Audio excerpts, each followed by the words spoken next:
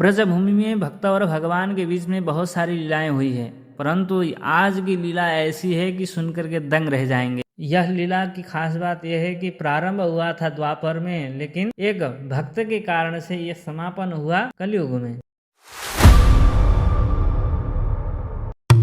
प्राचीन काल में शहर नदियों के किनारे ही बसते थे, इसलिए यमुना तट, विश्राम घाट, गौ घाट आदि के या आसपास का क्षेत्र सबसे पुराना है। इन्हीं दो घाटों में ठाकुर जी गायों को जल पिलाने और स्वयं अपने परिसर के साथ में आनंद लुटाते थे, इसलिए दोनों घाटों का नाम गौ घाट और विश्राम घाट पड़ा हुआ है। यहाँ के दिव्य भवन, छोटी छोटी गलियां उस बात का प्रमाण देते हैं। इन्हीं दो घाटों के मध्य विराजमान है हमारे द्वारिकाधीश। श्रीमद् भागवत महापुराण के अंतर्गत जरासंध ने जब मथुरा पर बार बार आक्रमण किया, तब यदुवंशी और मथुरा वासियों की रक्षा के लिए भगवान श्री कृष्ण ने मथुरा से अपनी राजधानी समुद्र के बीच द्वारका कुशस्थली स्थानांतरित की और वहां के राजा अर्थात द्वारिकाधीश कहलाए।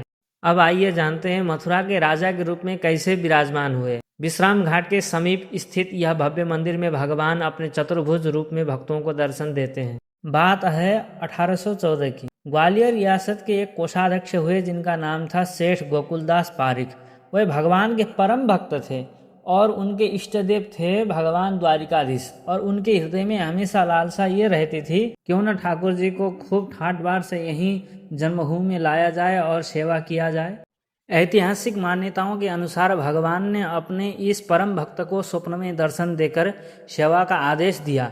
सेठ जी की यह प्रबल इच्छा थी कि मथुरा जहाँ प्रभु का जन्म हुआ में एक ऐसा भव्य मंदिर हो कि जहाँ कन्हैया केवल ब्रज के ग्वाल बाल के रूप में नहीं बल्कि द्वारिका के राजा के रूप में पूरे शाही ठाट बाट के साथ पूजे। फिर तो क्या था, ऐसे भक्त के आर्त भाव को जान करके ठाकुर जी ने आने का मन बनाया और स्वप्न में आकर के दिशा निर्देशन किया। उसी प्रकार से सेठ जी ने मथुरा के इस हृदय स्थल पर भूमि की प्राप्ति की और विशाल मंदिर का निर्माण कराया। यह भगवान की ही लीला है। जिस रूप में भक्त ने उन्हें भजा, उसी राजसी स्वरूप में वे आज मथुरा की इस प्राचीन नगरी में विराजमान हैं। तो भगवान भक्त के बस में है। इस वक्तव्य को ठाकुर जी ने खूब अच्छे रूप से सार्थक किया है। बोल भक्त वत्सल भगवान की जय। अगर वीडियो अच्छी लगी हो तो लाइक, कमेंट, शेयर, सब्सक्राइब जो भी करना हो कर दीजिएगा। राधे राधे। फिर मिलेंगे।